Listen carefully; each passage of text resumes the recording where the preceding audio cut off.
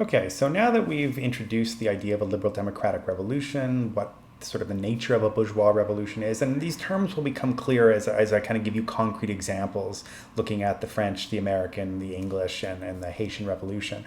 So don't worry too much if these things seem abstract. I mean, you guys know what bourgeois means, but to understand the nature of a bourgeois revolution, it'll become clear as we see actual concrete examples. Now we're going to start with probably what is perhaps a lesser known revolution. It's the English Revolution. Many people are often surprised to hear that there actually was an English Revolution. And there was. Part of the reason it's often not talked about is because, lots of things changed in the English Revolution. But if you were to look at what the government looked like before and after, it doesn't look that different. There's still a king, there's still a parliament, but the relationship between those things changed profoundly in the English Revolution of the mid-17th century. You're probably more familiar with the French and the American revolutions, and hopefully also the Haitian Revolution as well. So first what we're going to do is look at the background of the English Revolution, and then we'll look at sort of when it happens.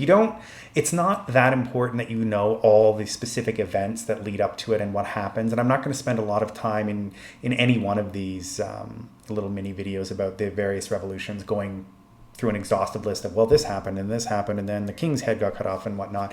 We're going to talk about the nature of the revolutionary coalitions, the class forces that were behind it, and what the ultimate outcome of it was. So just quickly, the English Revolution happens because of a dispute between the Parliament and the king, which leads to civil war between the king and Parliament, which eventually leads to the beheading of King Charles I. And then it leads to actually about 10 years where England actually was a republic in the mid-17th century. And then the monarchy is restored at the end of this sort of kind of disastrous republic led by a man named Oliver Cromwell. And then when the monarchy is restored, it's the monarch, it's the descendant of King Charles, it's his son, but it's a very different monarch and has a different relationship with Parliament. And all of these things are kind of enshrined in 1688, which is often referred to as a glorious revolution, even though it's not technically a revolution. But you'll understand more about what this means in a minute. Okay. So first what I'm going to do is give you a bit of background to the lead up of the English Revolution. Okay. So again, as I said earlier, a lot of this is about property. Right? So if we look at the English Revolution here, you have the monarchy, the church, and established landowners, really the old titled nobility, versus urban elites and a kind of progressive gentry.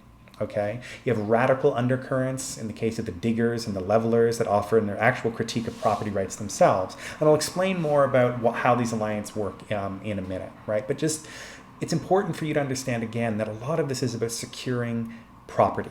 Okay.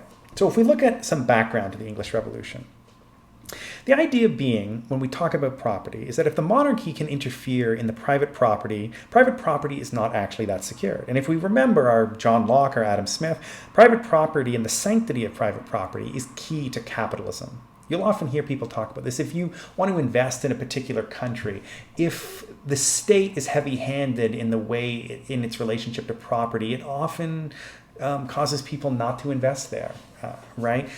Capitalism requires a sort of strict rule of law rooted in the sanctity of private property. Okay, so if we go back a few lectures ago, one of the key things that helped establish commercial agriculture in England was, of course, as some of you wrote about in your exams, the Enclosure Movement.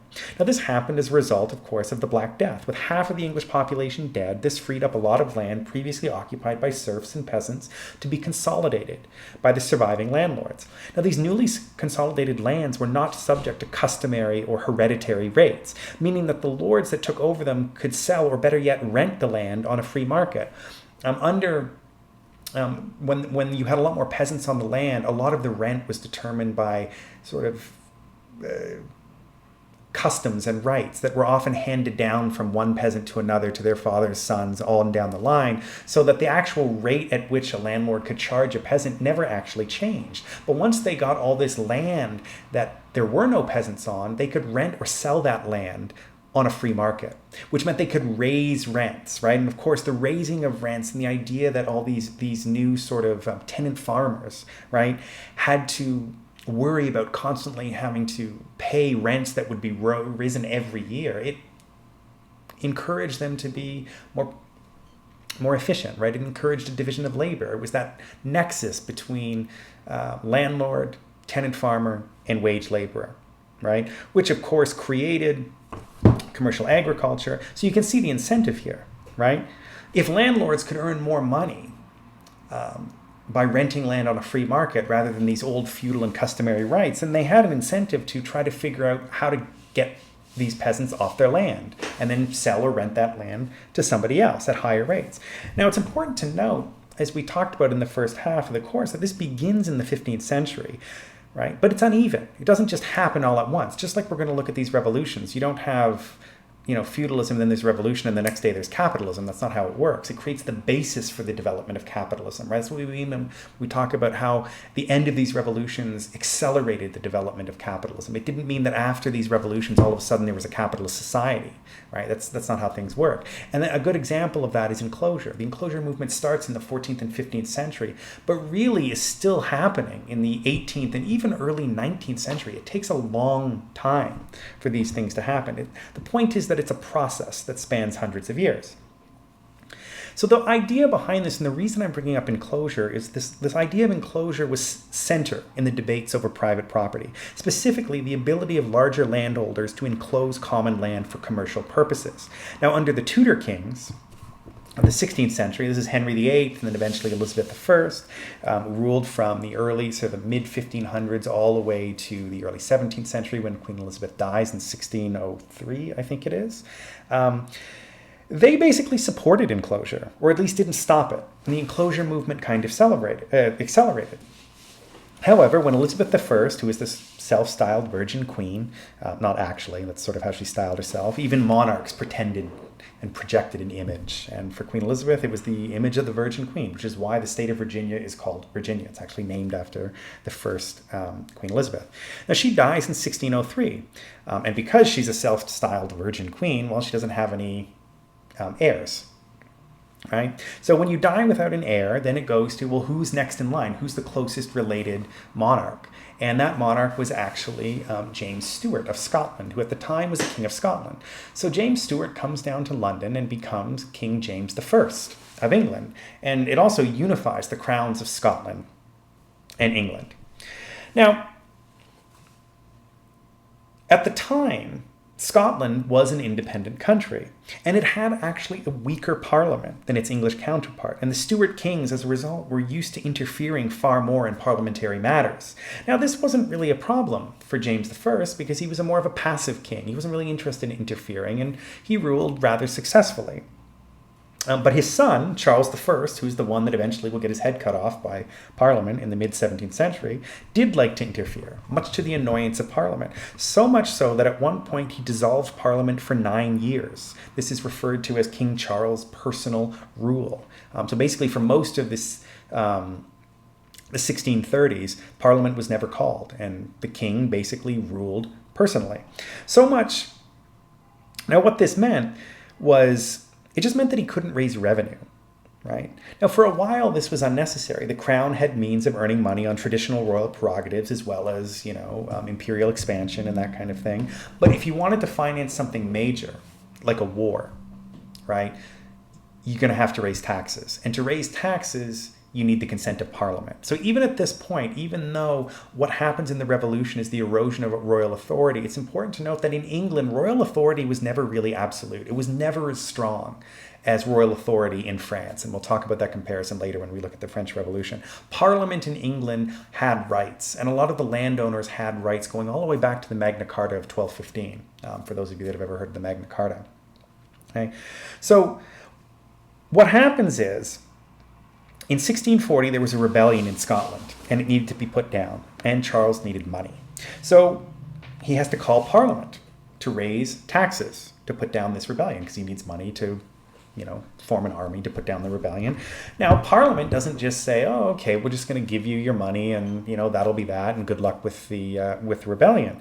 No, what happens is Parliament says, okay, well, wait a minute, we haven't met in over 10 years, and we're really not happy about this, right? We have a lot of concerns and criticisms. And one of the things they really don't like was the king's interference with enclosure. And I'm going to give you a little bit more background on what that means specifically. So we have to look up who makes up Parliament. Parliament was made up of landowners, the propertied or landed classes, not really the bourgeoisie at this point. So the English Parliament is divided into two houses. It's bicameral, just like Canada, just like the English Parliament today, and just like the US Congress. You have the House of Lords, which is the upper chamber. They're often referred to as the peerages, right? These are titled nobility, right?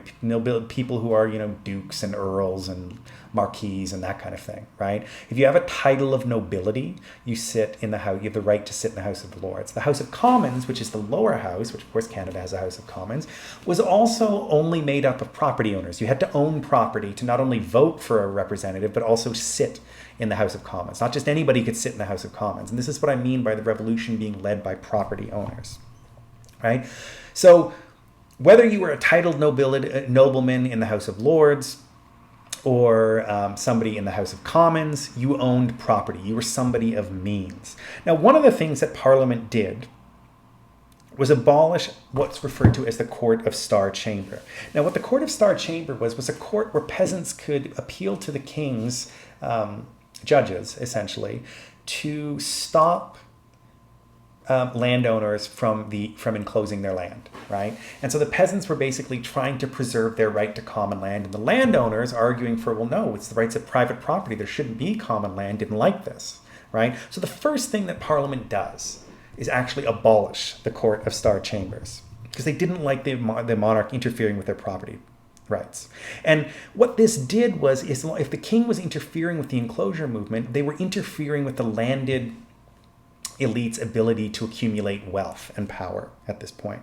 So what you get is a dispute between the monarchy with allies in the Church of England, which replaced the Catholic Church, and the older titled nobilities, that is the land-holding nobility who were much less commercial-minded and sat in the House of Lords. So this is the difference I'm talking about. The titled nobility, right? The people that sat in the House of Lords owned land, but these were aristocrats. These were blue-blooded people. They weren't the king, but they were people descended from aristocrats going back hundreds of years. They were titled. They were noblemen, okay? They sat in the House of Lords. They sided with the king. The House of Commons, which was made up of this progressive gentry, sided or basically went against the king, right? Parliament was key here. Right? Parliament was in a dispute with the king. The House of Commons was in a dispute with the House of Lords and the king and the church. And that coalition was made up of not just the landed elites, but also these urban elites, these merchant class that was emerging, that some of whom were able to sit in Parliament because they owned a certain amount of property, but were much more commercially minded than the rest of them. And that's the key alliance here. Now, this progressive gentry was the backbone of commercial agriculture, right? And the urban elites were the backbone of an emerging bourgeoisie, although it was the progressive gentry who were sort of in the driver's seats of this. They had more wealth, they had more power, and, for the most part, were the driving force behind Parliament's dispute with the king.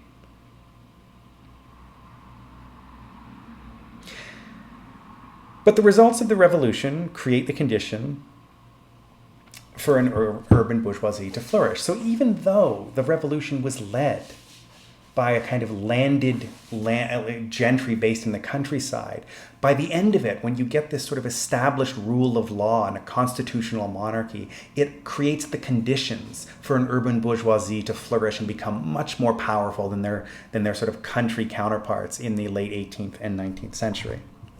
Now, eventually, this will culminate in the beheading of, here he is, King Charles I. Now, once this happens, it sort of becomes chaos. And eventually, Parliament is victorious after beheading the king. And as I said, England basically is a republic for about 10 years. But there's a problem. Even though the people leading the English Revolution are these sort of men of property, whether it's this small emerging urban merchant class or the much more powerful landed commercial gentry based in the countryside, there is a kind of lower sort, right? Now, just to look at what the lower sort was, they were often referred to, if we go back to this slide here, or where is it? Yes, the diggers and the levelers. And what they're offering is actually a critique of property rights in some case. So we'll start with the diggers. So for the diggers, it wasn't enough to actually abolish the monarchy. They wanted to abolish not only the concept of nobility, but the very idea of land ownership privately. They wanted landlords overthrown and that land transferred to common ownership, right? They were also challenging the idea that land could be bought and sold. They kind of rejected the commodification of land, which is, of course, essential to the emergence of commercial agriculture and capitalism. So the Diggers were a far more radical faction of people. Now, the other group was more concerned with democratic and political rights rather than critiques of property. And these were referred to as the Levelers. Now, the Levelers essentially wanted universal suffrage for all male population. They wanted biennial elections, meaning that you'd elect a parliament every 2 years. Back then, you didn't necessarily have to elect a parliament in a specified amount of time. It could be elected whenever the king decided, or what would eventually become the prime minister. They wanted religious toleration, and they wanted an end to debtor's prison, which doesn't happen. Up until the 19th century, if you owed money to somebody, you could actually be thrown in jail. They call it debtor's prison, which in many ways makes absolutely no sense because, well, how are you going to pay off your debts if you're in jail, right? So this radical undercurrent eventually is crushed by even the revolutionary forces under the English Republic of the 1640s and 50s, right? Just absolutely crushed because it's just far too radical. Remember, this is a revolution led by men of property, right? People trying to secure their rights of property. But even though this sort of radical undercurrent is crushed, these ideas continue to circulate. I mean, a lot of these ideas find their way across the Atlantic, particularly the ideas of the Levelers. But they circulate in the English population and eventually will come to a head in the 19th century. But that's outside the scope of what we're talking about. So by the end of this, even though England becomes a republic for about a decade, that republic basically fails and they restore the Stuart monarchy under Charles I's son, Charles II. Now, he comes back and he takes the throne, but under very strict conditions. So the strict conditions that he's a constitutional monarchy. He has to rely on Parliament. He can't just dissolve Parliament whenever it wants. He can't interfere in the property rights. Basically, what they created, I think it's Barrington Moore in that book I showed you earlier, refers to it that the English Parliament was basically a committee of property owners. Right? They're the real power in England now. The king is not a figurehead like Queen Elizabeth is today. The king still has quite a bit of power, and the English monarchy has quite a bit of power really until Queen Victoria in the mid-19th century. So the king has power, but it is much more of a constitutional monarchy. Right? Parliament is in the driver's seat. And this is really reconfirmed in 1688, which is often referred to as the Glorious Revolution. It's not actually a revolution. So basically, to give you some context, what happens is Charles II becomes king, and everything seems to be fine for a while in the 60s, 70s. But then, when his son, James II, comes to power, James II is actually a Catholic. And even to this day, the English king or queen is not allowed to be Catholic. It's a Protestant country, and you have the Church of England because the king and the queen are the head of the Church of England, which is officially Protestant. Technically, the king or queen of England is not allowed to be Catholic. Well, James II was a Catholic. So Parliament basically was saying you can't be a Catholic and be king, and there was a standoff between Parliament and James II. And basically, Parliament deposes James II. They don't kill him, but they basically invite Prince William of Orange, who is a Dutch nobleman who had connections to the British crown. They invite him to invade England, and he does, and is enshrined as king. So what you have by the end of the English Revolution is essentially a constitutional monarchy that's on the road to parliamentary democracy, right? Parliament is now sovereign, not the king. Parliament decides in many ways who the king gets to be. Even to this day, right? If a future king of England or queen of England wants to get married, Parliament has to approve that marriage. For example, when Prince Harry married Meghan Markle, Parliament had to sign off on that. They can't just marry whoever they want, right? So this just establishes this idea of parliamentary supremacy. And if we go back and look at kind of the outcome of the English Revolution, right, this is sort of how it's summed up. The power of the monarchy is limited by Parliament. Property rights are secured. The king cannot interfere in the rights of somebody's private property. This is the emergence of that, that idea of like, it's kind of an old idea that dates to England, is that a man's house is a man's castle. It's the idea that the government can't just come in and and take you and seize your property whenever it wants. That dates back to this time, right? And this is also when John Locke, right, is writing about the sanctity of private property, all right, and the legitimation of private property. So you have greater political power now in the landed and property classes. The House of Commons is far more powerful than it was prior to the English Revolution. It's still made up mostly of men of property. This is not a democracy yet. You don't have universal suffrage. The only way you are allowed to vote is you have to meet a certain property qualification. And that's the only way you can sit in the House of Commons. Now, these radical egalitarian ideas will continue to circulate, and especially will find fertile ground in the American colonies, and in the 19th century, especially, you'll see a lot more class conflict in England. Right? So, to sum up, the English Revolution creates the basis for a constitutional monarchy and parliamentary democracy. Right? The sanctity of property rights are secured. And even though, as I said, the bourgeoisie, this kind of urban merchant class, are not the sort of vanguard or the leaders of the revolution, in securing the rights of property by this landed, sort of country landed progressive gentry, right, that is rooted in commercial agriculture, they create the legal constitutional basis and balance of class forces within the country to allow this urban merchant class to flourish when it develops in the 17th and 18th century. All right, we'll leave it at that. And then, actually, before we leave it, let's look at a little bit of historiography. So for those of you that are interested, a classic work of historiography is Christopher Hill, The English Revolution, Brian Manning, The English People in the English Revolution, which published in 1976, and more recently, particularly the Marcus Rediker's The Many-Headed Hydra, The Hidden History of the Revolutionary Atlantic. Very interesting books to look at if you're interested in historiography beyond this. All right, I'll leave it at that, and next we will talk about the American Revolution.